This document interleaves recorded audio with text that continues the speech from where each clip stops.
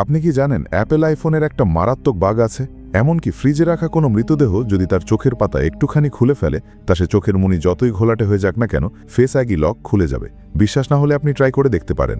এই আইফোন ব্যবহারকারীকে পরপর 40 বার ছুরিকাঘাত করা হয়েছে, পুরো বুক ক্ষতবিক্ষত, হাতের সব নখ উপড়ে ফেলা হয়েছে, আর গোপনাঙ্গে প্রচুর পরিমাণে বীর্য লেগে আছে, যা এখনও শুকায়নি, এমনকি গরম ভাব পর্যন্ত বের হচ্ছে। অদ্ভুত ব্যাপার হলো, তার জিহ্বার গোড়ায় একটি রক্তমাখা ব্রেসলেট বাঁধা ছিল। পুলিশ এখনও এই খুনের রহস্য উদ্ঘাটন করতে পারেনি। এর মধ্যে দ্বিতীয় লাশ পাওয়া গেল। এবার মৃত ব্যক্তি একজন এশিয়ান বংশোদ্ভূত, যার গলা কেটে রক্ত ঝরানো হয়েছে এবং কপালে বড় করে লেখা প্রতারক। শুধু তাই নয়, তার চোখের পাতাগুলো স্টেপলার দিয়ে আটকে দেওয়া হয়েছে। কয়েকদিন পর তৃতীয় লাশ ভেসে উঠল বাথটাবে, ঠিক আপনার প্রিয় হাঁসের রক্তের ঝোলের মতো। এভাবে খুনের হার বেড়েই চলেছে। কিছু বুঝে ওঠার আগেই আরও একটা লাশ পাওয়া গেল, যেটার মাথা চূর্ণ বিচূর্ণ হয়ে গিয়েছিল। 2026 সালের নতুন বছরের শুরুর দিকে আমেরিকার আটলান্টা শহরে ঘটে যাওয়া এটি একটি বিশাল সিরিয়াল কিলিংয়ের ঘটনা। আজকের ভিডিওতে আমি আপনাদের নিয়ে যাব সেই খুনের ঘটনাস্থলে, আর ফাঁস করব এই ঘটনার পেছনের সব চাঞ্চল্যকর তথ্য। আটলান্টার কথা বললে এটি আমেরিকার দক্ষিণ পূর্বাঞ্চলে অবস্থিত জর্জিয়া অঙ্গরাজ্যের রাজধানী। এখানে 1996 সালে সামার অলিম্পিক আয়োজিত হয়েছিল। এটি NBA টিমের হোম গ্রাউন্ড, আর কোকাকোলা বা CNN-এর মতো বড় বড় কোম্পানির হেডকোয়ার্টারও এখানেই। তাই এই শহরকে বলা হয় আমেরিকার দক্ষিণ দিকের প্রবেশদ্বার। আপনি যদি কখনো নাও গিয়ে থাকেন, তাও নামটা নিশ্চয়ই শুনেছেন। সেদিন রাতে এক স্পোর্টস কারের বনেটের উপর পাওয়া গেল একটি লাশ। পরদিন সকালবেলা পুলিশ খবর পেল। অভিজ্ঞ গোয়েন্দা জ্যাক এবং তার নতুন পার্টনার ভারতীয় বংশোদ্ভূত আয়া দ্রুত ঘটনাস্থলে পৌঁছালো। আমেরিকায় লাশ পাওয়া সাধারণ ব্যাপার, কিন্তু এই লাশের ধরনটা অস্বাভাবিক। পরনে দামি নাইট গাউন, বনেটের ওপর উপুর হয়ে পড়ে আছে, একদম নিথর। সাদা চামড়া আর দামি জ্যাগুয়ার গাড়ি দেখে বোঝা যাচ্ছে মৃত ব্যক্তি বেশ প্রভাবশালী, তাই বিষয়টি গুরুত্বের সাথে নিতেই হবে। জ্যাক একজন ভদ্রলোক, ফেডারেল পুলিশে কাজ করে। স্থানীয়রা তাকে নিয়ে নানা কথা বলে, তবে আমরা তাকে জ্যাক ভাই বলেই ডাকব। পুলিশ চারদিকে লাল ফিতা দিয়ে ঘিরে ফেলল, আর সাংবাদিকরা যেন পচা মাংসে মাছির মতো ভিড় জমালো। জ্যাক ভাই তাদের সামাল দিতে হিমশিম খাচ্ছে, কোনো তথ্যই ফাঁস করছে না। ঠিক তখনই ফর্সা চামড়ার এক কৃষ্ণাহন মহিলা সাংবাদিক জ্যাকের উপর চড়াও হলো। পার্টনার আয়া ভাবল জ্যাক হয়তো ওকে চেনে, কিন্তু জ্যাক বলল সে আগে কখনো ওকে দেখেনি। তবে সাংবাদিকদের তাড়িয়ে দেওয়ার পর জ্যাক সাথে সাথে ওই সাংবাদিকদের ফলো করা শুরু করলো। সে দেখল সাংবাদিক মেয়েটি আগে রেস্টুরেন্টে গিয়ে ক্যামেরাম্যানের সাথে ডিনার করছে, তারপর শহরের একটা ছোট হোটেলে চেক ইন করলো। জ্যাক রিসেপশন থেকে রুম নাম্বার নিয়ে সোজা দোতলায় গিয়ে দরজা পেটালো। ভেতরে তখন সব চলছিল। রুমের ভেতর থেকে খাটের শব্দ শোনা যাচ্ছে। জানেন কি, ওটা ছিল ওর স্বামী। কেমন লাগলো? খবরটা বেশ চাঞ্চল্যকর, তাই না? খুনের রহস্য আর তার সাথে ব্যক্তিগত কেলেঙ্কারি। গল্প যদি এতই ঝামেলার না হতো, তবে কি আপনাদের বলতাম? প্রকাশ্যে স্বামীকে ধোঁকা দেওয়া এই স্মার্ট মেয়েটির নাম অ্যাঞ্জি। সে একসময় আটলান্টার একটি চ্যানেলের নিউজ অ্যাঙ্কার ছিল। 1 বছর আগে পারিবারিক সমস্যার কারণে সে চাকরি ছাড়ে, কিন্তু ফিরে এসে দেখে তার জায়গা দখল করে নিয়েছে কিম নামে এক সুন্দরী। বড়লোকদের দুনিয়ায় অকর্মণ্যদের জায়গা নেই, তাই অ্যাঞ্জি বেকার হয়ে পড়ল। নিজের ক্যারিয়ার বাঁচাতে সে বসকে অনুরোধ করল শেষ একটা সুযোগ দিতে। সে শুনেছে মাজা টাউনে খুনের ঘটনা ঘটেছে, আর সে নিশ্চিত ছিল যে স্থানীয় হিসাবে সে দারুণ কোনো নিউজ কভার করতে পারবে। বস রাজি হওয়ার পর অ্যাঞ্জি তার ক্যামেরা পার্সন বিওর সাথে বেরিয়ে পড়ল। এই বিও আবার ওই কিমের স্বামী। অ্যাঞ্জি আসলে বিওর কাজের দক্ষতার জন্য নয়, বরং তাকে ব্যবহার করে কিমকে জ্বালাতে চাইছে। কিম আর বিও অফিসের প্রেম করলেও কিম এখন বড় অ্যাঙ্কার হওয়ার পর আর তাকে পাত্তা দেয় না। কাজ নিয়ে এতটাই ব্যস্ত যে বাসায় ফিরে শুধু বলে সে ক্লান্ত। তাদের মধ্যে কথা বলার সময় এখন আমার ভিডিও আপলোডের সময়ের চেয়েও কম। অ্যাঞ্জির রিপোর্ট শেষ করে বসকে খুনের আপডেট দিল। তারপর মা মেইয়ের খোঁজ নিতে বাসায় ফিরল। 1 বছর পর মেয়েকে দেখে মেইয়ের চোখে জল। জ্যাক ভাইও একটু পরে ঘরে ঢুকল, যেন জামাই শ্বশুর বাড়ি এসেছে। অ্যাঞ্জি জানতে চাইল মৃত ব্যক্তিকে। জ্যাক শুরুতে বলতে চায়নি, কিন্তু অ্যাঞ্জি মেয়ে মানুষ, সে জানে কিভাবে কথা বের করতে হয়। জ্যাক স্বীকার করল মৃত ব্যক্তির নাম র্যাচেল, সে অ্যাঞ্জির পরিচিত। অ্যাঞ্জি কথা শেষ করতে না করতেই মেই এসে জিজ্ঞেস করল, জামাই তুমি কখন এলে? এই কথা শুনে অ্যাঞ্জি অবাক। জানা গেল মেই আলঝাইমার্স রোগে আক্রান্ত। মাঝরাতে সে একা রাস্তায় হাঁটতে বেরিয়েছিল। পুলিশ তাকে উদ্ধার করে বাসায় দিয়ে গেছে। স্বামী স্ত্রীর সম্পর্কের টানাপড়েন বেশ জটিল, সেটা আপাতত সরিয়ে রাখি। জ্যাক থানায় ফিরে দেখল ফরেন্সিক রিপোর্টে বলা হয়েছে ছোট ছুরির আঘাতে মৃত্যু হয়েছে, তাও মোট 40 বার। 40 বার! কত বড় ঘৃণা থাকলে মানুষ এটা করে? এছাড়া লাশের 10টা আঙুলের নখ উপড়ে ফেলা হয়েছে, আর ভেতরে প্রচুর বীর্য পাওয়া গেছে। নিয়ম অনুযায়ী সব পুলিশ অফিসারকে ডিএনএ স্যাম্পল দিতে হয়, যাতে কোনো কনফিউশন না হয়। জ্যাক বলল পরে দেবে। সে আবার তদন্তে নেমে পড়ল। স্ত্রীর মৃত্যুতে স্বাভাবিকভাবেই স্বামী সন্দেহভাজন। পিৎজা কিং ম্যালকমের সাথে জ্যাকের দেখা হওয়ার কথা। ম্যালকম অনেক বড় লোক, অথচ স্ত্রী মারা যাওয়ার পর সে না থানায় রিপোর্ট করেছে, না বাড়িতে আছে। জ্যাক যখন তার শালিকা জোয়ের বাসায় ফিরে টিভি চালু করল, তখন খবরটা শুনল। 40 বছর বয়সী র্যাচেল হপকিন্সকে খুন করা হয়েছে। জয়ী তো অবাক, র্যাচেল তার বেস্ট ফ্রেন্ড। জ্যাক খুব রেগে গেল। অ্যাঞ্জি পুলিশের গোপন তথ্য ফাঁস করে দিয়েছে। সে গিয়ে অ্যাঞ্জিকে ধমক দিল, তোমাদের ডিভোর্স হয়নি, এর মধ্যেই তুমি ক্যামেরা পার্সনকে নিয়ে হোটেলে কি করছো? খবর করতে গেছো নাকি সিনেমা বানাতে? আমাকে ডেঞ্জার জোন থেকে সরাতে চাইছো? অ্যাঞ্জি শান্ত হয়ে বলল, তুমিও তো কম করছো না, বাইরে যা করছো তা কি? পুলিশ আর সাংবাদিক দুজনেই সত্যের খোঁজ করছে, অথচ দুজনেই সন্দেহভাজন। কারণ গতরাতে অ্যাঞ্জি নিজে দেখেছিল জ্যাক আর র্যাচেলকে পিকআপ ভ্যানে খুরফুরে মেজাজে থাকতে। কেমন লাগছে? গল্পটা বেশ জমে উঠেছে, তাই না? দুজনেই মিথ্যে বলছে। তাহলে খুনিকে? জ্যাকের দিকটা বলি। ফরেন্সিক ডাক্তার লাশের জিহ্বার গোড়া থেকে একটা ব্রেসলেট পেয়েছে। ডিএনএ টেস্টের জন্য বললে জ্যাক আবার ব্যস্ততার ভান করে কেটে পড়ে। সে আয়ার সাথে নিয়ে ম্যালকামের প্রাসাদে গেল। ম্যালকাম তো মানতেই চাইছিল না। সে স্বীকার করল সে মেরুদণ্ডহীন, তাই স্ত্রীকে অন্য পুরুষের সাথে মেলামেশা করতে বাধা দিত না। শর্ত একটাই ছিল, বাসায় আনা যাবে না, অর্থাৎ ভেতরে পাওয়া বীর্য ম্যালকামের নয়। র্যাচেল গাড়ির পেছনের সিটে এসব করতে পছন্দ করত। জ্যাক এসব শুনে অস্বস্তি বোধ করল। সে সিসিটিভি ফুটেজ চেক করে দেখল র্যাচেল সন্ধ্যা 6টায় বেরিয়ে গেছে, আর ম্যালকাম রাত 11টার দিকে কুকুর নিয়ে হাঁটতে বেরিয়ে আধ ঘন্টার মধ্যে ফিরেছে। অর্থাৎ ম্যালকামের কাছে কোনো প্রমাণ নেই। আয়া একটা বিষয় লক্ষ্য করল, র্যাচেল বাড়ি থেকে বের হওয়ার সময় কারো সাথে ফোনে কথা বলছিল। যদি সেই রেকর্ড পাওয়া যায় তবে হয়তো কেস সলভ হয়ে যাবে। যাওয়ার আগে ম্যালকাম মনে করল র্যাচেলের একটা অদ্ভুত অভ্যেস ছিল। অভ্যাস ছিল মিলনের সময় সঙ্গীকে ছোট করা বা খোঁচা দেওয়া, যা থেকে সে একটা উচ্চতর আনন্দ পেত। সম্ভবত প্রতিপক্ষের মুখে এসব শুনে মাথা ঠিক ছিল না, তাই রাগের মাথায় খুনটা করে বসেছে। ম্যালকামের মুখ থেকে তথ্য বের করার আগেই অ্যাঞ্জি দ্রুত এগিয়ে গেল পাশের এক মহিলা স্পেশালিস্ট স্কুলে। স্কুলের প্রিন্সিপাল হেলেন ওয়ং ছিলেন র্যাচেলের খুব কাছের বান্ধবী। তার কাছে নিশ্চয়ই কিছু জানা যাবে। একই সময় কিম যখন সামনের রিপোর্টিং দেখছিল, তখন অনুষ্ঠান শেষে অ্যাঞ্জির ওই বাঁকা হাসিটা দেখে সে নিশ্চিত হলো যে ও ওর স্বামীকে প্রলুব্ধ করার চেষ্টা করছে। একদিকে কিম প্রতিশোধের ছক কষছে, অন্যদিকে জ্যাকের কাছে নতুন তথ্য এলো। পুলিশ র্যাচেলের ফোনটা হন্যে হয়ে খুঁজছিল, কিন্তু গতরাতে তোড়জোড় বেশি হওয়ায় সেটা গাড়ির সিটের খাঁজে পড়েছিল। ম্যালকাম না করলে জ্যাক হয়তো ওটা খেয়ালই করত না। জ্যাক তাড়াহুড়ো করে ফোনটা নিজের প্যান্টের নিচে লুকিয়ে ফেলল, কারণ আয়া যদি এটা দেখে ফেলে তবে জ্যাকের কক্ষে নিজেকে নির্দোষ প্রমাণ করা অসম্ভব হবে। আয়া ভাবছে যে র্যাচেলের সাথে যার সম্পর্ক ছিল খুনি সেই, কিন্তু ওর শরীরে তো কোনো ধস্তাধস্তির দাগ নেই। আয়া বলছে, আমি মনে করি তাদের মধ্যে শারীরিক সম্পর্ক ছিল।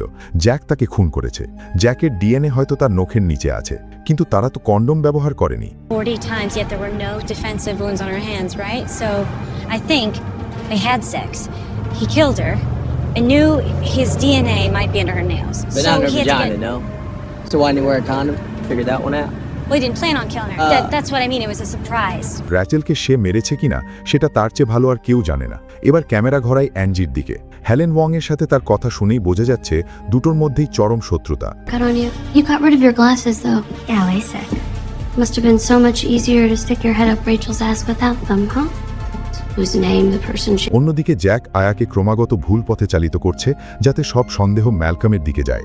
আয়াকে লুকিয়ে জ্যাক অফিসে বসে র্যাচেলের ফোনের পাসওয়ার্ড খোলার চেষ্টা করছে। অন্য সিনেমার মতো সহজে এখানে তালা খোলে না। বাস্তবে ফোনের পাসওয়ার্ড আন্দাজ করা খুব কঠিন। আয়া তাকে মনে করিয়ে দিল ডিএনএ স্যাম্পল জমা দেওয়ার কথা। সে যদি এখন সেটা না দেয় তবে বিপদ নিশ্চিত। ফরেন্সিক ল্যাব র্যাচেলের শরীরে পাওয়া তরল থেকে জ্যাকের বংশধরদের খুঁজে বের করে ফেলবে। তাই জ্যাক ছোট বোন জয়ীর বাসায় গেল। ছোট্ট ভাগ্নি কার্টুন দেখছে। এটা ভালো সুযোগ। জ্যাক তাকে গোয়েন্দা খেলার ছলে বোকা বানিয়ে মুখের ভেতর থেকে লালা সংগ্রহ করে নিল। কাজ শেষ। এবার মর্চুয়ারিতে গিয়ে ডিএনএ স্যাম্পল জমা দিতে হবে। যারা মর্গে কাজ করে তারা জানে সেখানে বহিরাগতদের প্রবেশ নিষেধ। জ্যাক মিথ্যে বলল যে তার বিয়ের আংটি সেখানে হারিয়েছে, সেটা খুঁজতে হবে। নিরাপত্তারক্ষীর নজর এড়িয়ে জ্যাক দ্রুত লাশ রাখার বক্স খুলল। প্রথমবার ফেস আইডিতে কাজ হলো না। দ্বিতীয়বার সে মৃতদেহের চোখের পাতা হাত দিয়ে তুলে ধরল। অমনি আইফোন আনলক হয়ে গেল। ফোনের ভেতর র্যাচেলের সাথে তার সব খোলামেলা চ্যাট।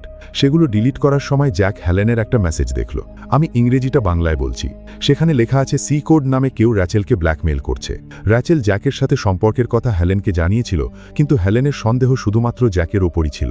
কাকতালীয়ভাবে বোন জয়ীও মনে করে জ্যাকই র্যাচেলকে খুন করেছে, কারণ এই ছোট্ট ভাগ্নি জ্যাকের সব কর্মকাণ্ড ফাঁস করে দিয়েছে। জয়ী একাধারে 3 প্রশ্ন করল। সেদিন বাড়ি ফেরার সময় তোমার গায়ে পারফিউমের গন্ধ ছিল, তুমি কি র্যাচেলের সাথে সময় কাটাচ্ছিলে? যদি তুমি খুন না করে থাকো তবে কেন ভাগ্নিকে বিপদে ফেলছ? ভাই বোনের এই ঝগড়া চলাকালীন অ্যাঞ্জি বাসায় ফিরেছে মা মেইয়ের সাথে ডিনার করবে বলে। ফ্রিজ খুলতেই পচা গন্ধ বের হলো। মেই মুখে বলছে সে কিছু ভোলে না, অথচ খাবার সব নষ্ট হয়ে গেছে। এমনকি অমলেট বানাতে গিয়ে ডিমের খোসাও ভেতরে রয়ে গেছে। বস ফোন করে জানান কিমকে কোথাও পাওয়া যাচ্ছে না, ফোনও বন্ধ। অ্যাঞ্জিকে এখনই ফিরে গিয়ে নিউজ পড়তে হবে। অনেক ভেবে অ্যাঞ্জি ভাবল কাজটাই আসল, তাই মাকে বিদায় জানালো। মেয়েকে না খেয়ে যেতে দেখে মা জোর করে অমলেটটা অ্যাঞ্জির হাতে ধরিয়ে দিল। মায়ের মমতা দেখে অ্যাঞ্জির নিজের ওপরই ঘৃণা হতে লাগলো। অনেক কষ্টে শহরে ফিরে মেকআপ করে চেয়ারে বসতেই দেখল কিম আবার ফিরে এসেছে। এখন আর কি করার, নিজের সম্মান বাঁচিয়ে নিজেকেই বিদায় নিতে হলো। সবার সামনে সে বেরিয়ে পড়ল। অ্যাঞ্জি বিষণ্ণ মনে বিদায় নিল। বিশ্বাস করুন, পরিস্থিতিটা খুবই লজ্জাজনক। রাগের মাথায় জানালার বাইরে ছুঁড়ে মারল সেই ডিম ভাজা, যেটা সরাসরি গিয়ে পড়ল কিমের গাড়ির উইন্ডশিল্ডে। হোটেলে ফেরার পর বিও এক বোতল রেড ওয়াইন আর কন্ডোম নিয়ে এলো। বলল অ্যাঞ্জিকে একটু শান্ত করবে। অ্যাঞ্জি বলল কিছু হয়নি, মানুষ তো ফোন ভুলে যেতেই পারে, সে কিমকে দোষ দিচ্ছে না। কিন্তু তখনই অ্যাঞ্জির টনক নড়ল। কিম ইচ্ছে করেই তাকে সবার সামনে অপমান করার জন্য এই খেলা খেলেছে। ওদিকে জ্যাক তখন র্যাচেলের ফোন ঘেটে একটা গোপন সত্য খুঁজে পেয়েছে। র্যাচেল, হেলেন ওয়াং আর ম্যালকম সবাই মিলে অদ্ভুত সব শারীরিক খেলায় মত্ত থাকত। এজন্যই ম্যালকম বারবার ফোন করছিল, কারণ এসব ভিডিও ইন্টারনেটে ছড়িয়ে পড়লে পিৎজা দোকানের ব্যবসার 12টা বেজে যেত, আর হেলেনের পক্ষেও প্রিন্সিপাল থাকা অসম্ভব হতো। জ্যাক এই তত্ত্বগুলো এমনভাবে সাজালো যাতে আয়া ম্যালকমের দিকে নজর দেয়। আয়া যদিও নতুন, কিন্তু সে বোকা নয়। ডিএনএ জমা দিতে গিয়ে সে শুনল জ্যাক বিয়ের আংটি খুঁজছিল। আয়ার মনে খটকা লাগলো, কারণ জ্যাক তো আংটি পরে না। আবার ঘটনাস্থলে পাওয়া 43 নম্বর সাইজের মার্টিন বুটের ছাপও জ্যাকের পায়ের সাথে মিলে যায়। আয়া একদিকে জ্যাককে নজরে রাখলো, অন্যদিকে ম্যালকমকে ফলো করা শুরু করলো। ম্যালকম তার দামি রোলস রয়েস নিয়ে শহরে গেল এবং বেশ সন্দেহজনকভাবে ডাস্টবিনে কিছু একটা ফেলে দিল। ধনী মানুষ কি এত পরিবেশ সচেতন? আয়া বিশ্বাস করল না। ম্যালকম চলে যাওয়ার পর সে নিজেই ডাস্টবিনে হাত দিল। যা দেখল তা খুবই জঘন্য।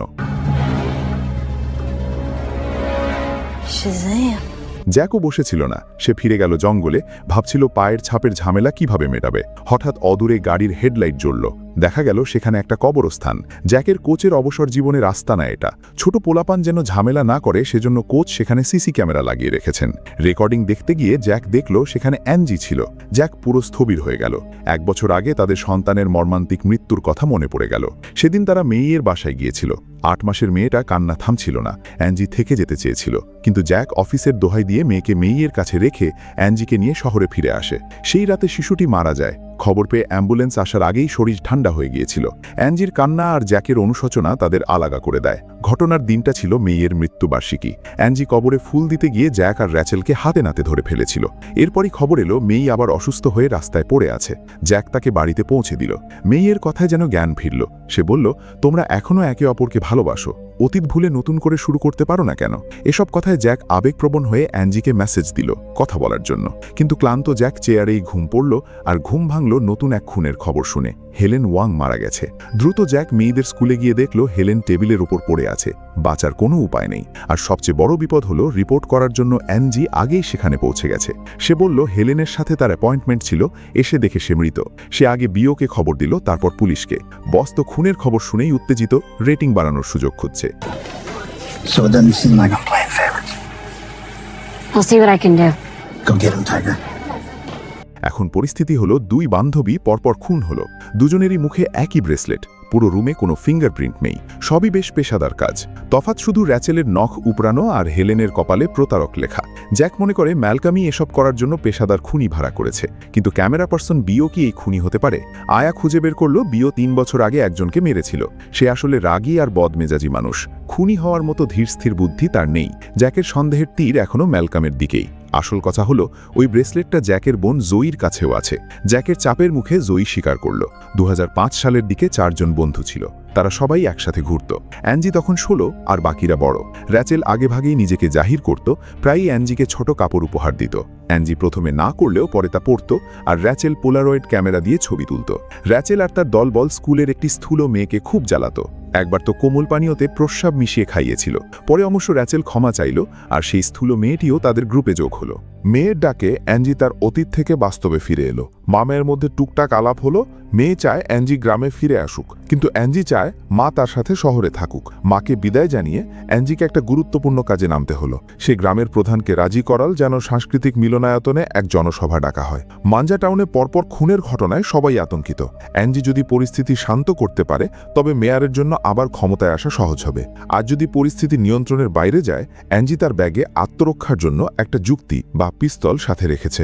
জ্যাক পুলিশের প্রতিনিধি হিসেবে তদন্তের আপডেট দিতে এলো, কিন্তু খুনিকে উদ্দেশ্য কি বা আর খুন হবে কিনা সবই তারও জানা। তার এই কিছুই জানি না ভাবটা উপস্থিত জনতাকে ক্ষিপ্ত করে তুলল এবং এক পর্যায়ে হাতাহাতি শুরু হলো।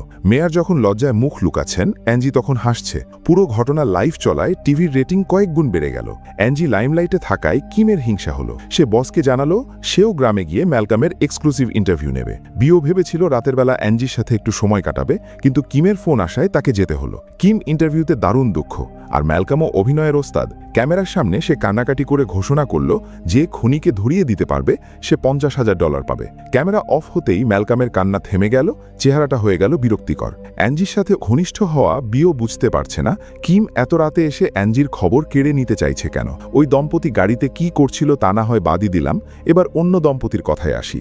জ্যাকের মেসেজ পেয়ে অ্যাঞ্জি তাদের মিলনের স্থান ঠিক করল ঝর্ণার কাছে। জ্যাক স্বীকার করল খুনের রাতে সে র্যাচেলের সাথে ঘনিষ্ঠ ছিল এবং সে জানত অ্যাঞ্জি সেটা দেখেছে। অ্যাঞ্জি জ্যাককে স্বার্থপর বলল কারণ সে প্রমাণ নষ্ট করেছে। কথা কাটাকাটি গড়িয়ে গেল তাদের সন্তানের মৃত্যু ঘটনায়। Just to get over it. I didn't want you to fix me, Jack. I just wanted time. জ্যাকের অভিযোগ অ্যাঞ্জি কোনো কথা না বলেই 1 বছর উধাও হয়ে গিয়েছিল। কিন্তু এক চীনা প্রবাদ আছে, সত্য প্রকাশ হলে বিষ থাকে না। তাই মন উজাড় করে কথা বলার পর তারা বুঝতে পারল তারা এখনও একে অপরকে ভালোবাসে। আরেকটা প্রবাদ আছে, বিছানায় ঝগড়া বিছানাতেই শেষ। তাই গাড়ির ভেতর তারা মান অভিমান ভুলে গেল। আমি জানি না আপনাদের কেন গাড়িতেই এসব পছন্দ। যাই হোক, মিলনের পর তারা আর একে অপরকে খুনি ভাবছে না। এই দুই দম্পতি যখন ব্যস্ত, আয়া তখন একা অফিসে কাজ করছে। সে স্কুলের পুরনো অ্যালবাম ঘেঁটে দেখল 4 জনের ছবিতেই সবার হাতে সেই ব্রেসলেট। পরদিন জরুরি সভায় বস জানালেন মেয়ার রেগে আগুন, এখনই খুনি না ধরলে সবার চাকরি যাবে। জ্যাক ম্যালকমকে দোষ দিলেও আয়া প্রথমবারের মতো তার সাথে দ্বিমত পোষণ করল। খুনি হয় অ্যাঞ্জি নয়তো জয়ী। জ্যাক রেগে গিয়ে দরজা ভেঙে বেরিয়ে এলো। সে আয়ার আগে ম্যালকমকে ধরতে চায়। তার যুক্তি হলো র্যাচেল ম্যালকমকে অপমান করত, টাকা চাইত, নতুবা অশ্লীল ভিডিও ছড়িয়ে দেওয়ার হুমকি দিত।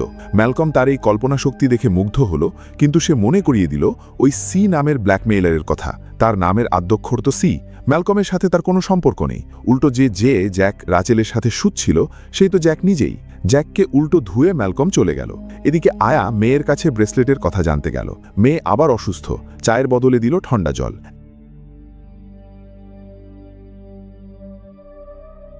অ্যাঞ্জি ফিরে আসতেই আয়া অ্যালবামটা দেখালো, কিন্তু অ্যাঞ্জি অস্বীকার করল যে তারা 4 জন বন্ধু ছিল। জ্যাক নতুন তথ্য পেল। এক পিকআপ চালক পুরস্কারের লোভে জানালো সে র্যাচেলকে এক দামি অ্যাপার্টমেন্টে নামিয়ে দিয়েছিল। সেখান থেকে বের হওয়ার সময় র্যাচেলের মুখে 4 মারার দাগ ছিল। হতে পারে এটাই খুনি। এরই মধ্যে জয়ী আতঙ্কিত হয়ে এলো। সে বলছে সেই পরের শিকার। জ্যাক তার কথা পাত্তা না দিলেও জয়ী 20 বছর আগের সেই ভয়াবহ রাতের কথা বারবার বলতে লাগলো। জ্যাক তাকে থানায় রেখে বিওর কাছে গেল, কারণ সেই অ্যাপার্টমেন্টে বিওই থাকে। বিও জানালো সে আত্মরক্ষার্থে র্যাচেলকে মেরেছিল কারণ সে কিমের পিছু নিয়েছিল। জ্যাক বিওকে উত্তম মধ্যম দিল। অ্যাঞ্জি এসে বিওকে বাঁচানোর চেষ্টা করল। আয়া থানায় জয়ীকে চেপে ধরল সেই 4 জনের অতীত নিয়ে। জয়ী বলল আয়া ভুল করছে, ছবি তোলার জন্য 5 জন ছিল, আর 5ম জন হলো সেই মোটা মেয়ে যে সব সময় সবার নজরের আড়াল ছিল। আয়া বাড়িতে গিয়ে ইন্টারনেটে সার্চ করল। এদিকে ফোন কোম্পানি থেকে জানালো র্যাচেলের সাথে শুধু ম্যালকম, হেলেন আর জ্যাকের কথা হতো। এই প্রমাণ আয়াকে পুরোপুরি বিশ্বাস করালো যে জ্যাকই খুনি। কিন্তু আমরা জানি সে ভুল, কারণ এরই মধ্যে জয়ী গোসলের পানি ছেড়ে বাথরুমে ঢুকল। এক কালো ছায়া তার দিকে এগিয়ে এলো। জ্যাক বাসায় ফিরে ছাদে পানির ছিটা দেখে বুঝল জয়ী পানির কল বন্ধ করতে ভুলে গেছে। দরজায় ধাক্কা দিয়ে জ্যাক দেখল জয়ী রক্তের পুকুরে পড়ে আছে।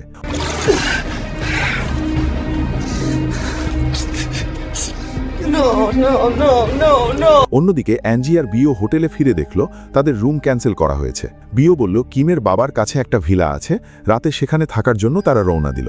ভিলায় যাওয়ার পথে অ্যাঞ্জি 20 বছর আগের পুরনো কথাগুলো বলতে শুরু করলো। তারা 4 জন মেয়ে মিলে সেই মেয়েটিকে নিয়ে মজা করত। কারণ তারা সেই মেয়েটির আগের কিছু বিষয় জানত। সেদিন অ্যাঞ্জির 16তম জন্মদিন ছিল।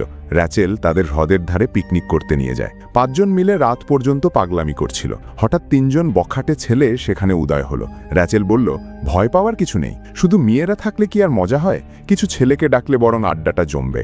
শুরুতে সব ঠিকঠাকই ছিল, কিন্তু কয়েক বোতল মদ পেটে যাওয়ার পর ছেলেগুলোর হাত পা আর স্থির থাকল না। তারা সেই মেয়েটিকে নিয়ে অসভ্যতা শুরু করলো। স্মৃতিচারণ এখানেই থেমে গেল, কারণ গাড়ি ভিলার সামনে এসে দাঁড়িয়েছে।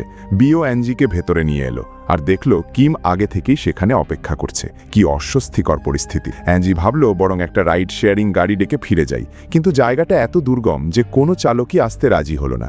বাধ্য হয়ে সে ভিলার ভেতরে ঢুকল, আর পরের মুহূর্তেই যা দেখল তাতে সে বাকরুদ্ধ। দেয়ালে টাঙানো ফ্যামিলি ফটোতে 4 জন মানুষ, কিমের মা বাবা আর মৃত বড় বোন। আর কিমের ছবিটা যেখানে থাকার কথা ছিল সেখানে সেই মোটা মেয়েটির মুখ। এক মুহূর্তেই অ্যাঞ্জি সব সত্য বুঝে ফেলল। 300 কেজি ওজনের ওই মেয়েটির মনের বিষ ছিল ভয়ঙ্কর। একই মায়ের পেটে জন্ম হওয়া সত্ত্বেও বড় বোন ছিল সুন্দরী, আর সে নিজে কেবল জাঙ্ক ফুডেই ডুডি থাকত। বড় বোন তাকে বিদ্রুপ করে বলতো, হাই স্কুলে ওঠার আগেই তোর হাই প্রেশার হয়ে গেছে। এই কথা শুনেই মেয়েটার মনের ভেতর শয়তান ভর করল। সে বড় বোনের হাঁপানির ইনহেলারটা হাতে নিল আর ভেতরের সব স্প্রে বের করে দিল। বড় বোন স্বপ্নেও ভাবেনি যে নিজের আপন বোনই তাকে মারার পরিকল্পনা করছে। কোনো সন্দেহ ছাড়াই সবাই নৌকায় ঘুরতে গেল। মোটা মেয়েটা বলল সে বেশি ওজন হওয়ায় যাবে না। নৌকার হ্রদের মাঝখানে পৌঁছতেই বড় বোনের হাঁপানি শুরু হলো। ওই হ্রদটা সাধারণ কোনো জলাশয় ছিল না, তীরে ফিরে আসতে অন্তত আধ ঘন্টা লাগে। এভাবেই বড় বোন নৌকাতেই ধুঁকে ধুঁকে মারা গেল।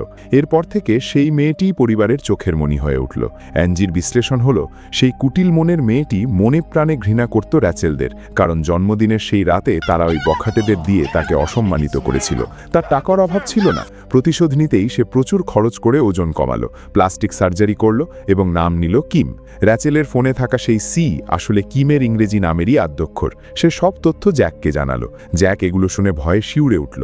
বোনের লাশের কথা ভুলে সে পাগলের মতো ভিলার দিকে ছুটল, কিন্তু পথ আটকে দাঁড়ালো আয়া। সে জ্যাকের কাছে সব কৈফিয়ত চাইল, নইলে সে ছাড়বে না। এদিকে ক্লান্ত আয়া ঘুমিয়ে পড়ল, আর জ্যাক সুযোগ বুঝে বেরিয়ে পড়ল। ভিলার ভেতরের দৃশ্য এখন সিনেমার চেয়েও রোমাঞ্চকর। অ্যাঞ্জি ভাবল বিও হয়তো খুনের সাথে জড়িত, তাই সে পিস্তল বের করে গুলি ছুড়ল।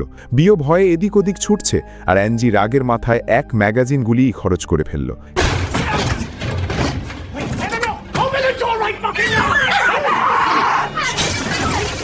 কিম চিৎকার করে বলল, আমি 20 বছর ধরে এই দিনের অপেক্ষায় ছিলাম। জানো ছদ্মবেশে থাকার জন্য কতদিন গ্রিল খাওয়ার ছোঁয়াও হয়নি? কি যন্ত্রণা! 2 নারী চুল ধরে শুরু করলো মারামারি। ডজনখানেক রাউন্ডের পর ভিলার ভেতরে সব থচনাচ। তারা মেঝেতে পড়ে হাঁপাচ্ছিল। তখনই জ্যাকের আওয়াজ পাওয়া গেল। অ্যাঞ্জি দরজার দিকে দৌড় দিল, আর কিম বুঝতে পারল না যে পিস্তলে আর গুলি নেই। সে গুলি করার জন্য পিস্তলটা তুলল, আর তারপর মাথার খুলি উড়িয়ে দেওয়া কিমকে দেখে জ্যাক অবাক। এত কাছ থেকে গুলির নিশানা একদম নির্ভুল। অ্যাঞ্জি তখন জ্যাককে সব খুলে বলল। কিমের খুনের মোটিভ স্পষ্ট, প্রতিশোধ আর অপমানের জ্বালা। পুলিশের বড় কর্তা আবার শেষে এসে দম্ভ করে বললেন, আমি আগেই জানতাম ওই মোটা মেয়েটার ভেতর ভেজাল আছে। সে তো তার বড় বোনের শ্রাদ্ধেও ডোনাট খাচ্ছিল আর হাসছিল। এছাড়া কিমের রুম থেকে র্যাচেলের নখ আর সেই খুনের ছোড়াও পাওয়া গেছে।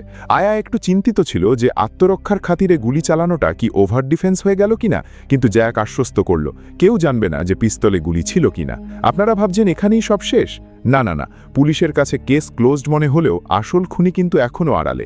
ঘটনা গড়ালো 1 বছর সামনে, 2026 সালে। কিম মারা যাওয়ার পর অ্যাঞ্জি আবার তার নিউজ অ্যাঙ্কারের জায়গা ফেরত পেল। জ্যাকের সাথে তাদের আবার সম্পর্ক জোড়া লেগেছে। অ্যাঞ্জি এখন অন্তঃসত্ত্বা। অ্যাঞ্জি এখন অনেক বড় তারকা, সবাই তাকে বড় মাইনে নিতে চায়। কিন্তু অ্যাঞ্জি তার পুরনো বসকে কৃতজ্ঞতা জানিয়ে বলল সে ফিরে আসবে। জ্যাকও তার চাকরি বাঁচিয়েছে, আর ছোট ভাগ্নিকে দত্তক নিয়ে বাবার মতো দেখাশোনা করছে। পুরো পরিবার ঠিক করল গ্রামে মেইয়ের সাথে দেখা করতে যাবে। হোটেল কেয়ারের যত্নে মেইয়ের আলঝাইমার্স অনেক কমে গেছে, যেন এক অলৌকিক ঘটনা। অ্যাঞ্জি যখন মেই লেখা একটা চিঠি পড়ল, তার হাত পা ঠান্ডা হয়ে গেল। আসলে মেই ছিল সব কিছুর পেছনে থাকা আসল মাস্টার মাইন্ড।